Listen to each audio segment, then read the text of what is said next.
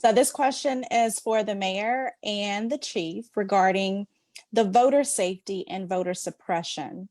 Considering the Black Lives Matter movement and other pressing issues surrounding the election, we have seen a lot of protest, both peaceful and violent. Have you considered putting something in place at the polls to protect voter safety and to mitigate voter suppression? Let me just say on that, I'm going to have to defer to the chief because that is not really in my purview. Okay. Chief? Yes. We have been meeting regularly with the Board of Elections as well as our other law enforcement partners about the election. And if you look at the news nationally, there are indications that particular groups may try to disrupt the election process in certain places. So I will tell you up front, we certainly are going to have staff in place that are dedicated to ensure that we do have a safe election here in Greensboro.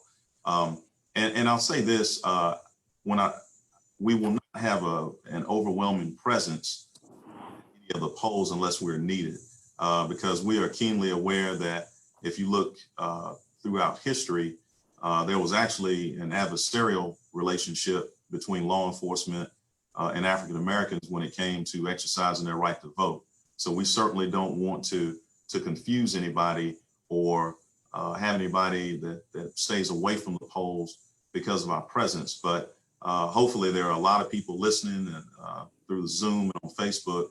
But what I want people to know is that we're going to do everything in our power to make sure that every person in Greensboro that shows up at the polls can do it safely. We're looking at, and I know we mentioned, protesting Black Lives Matter, but there, of course, there are people on the opposite side that have a totally different viewpoint around the elections.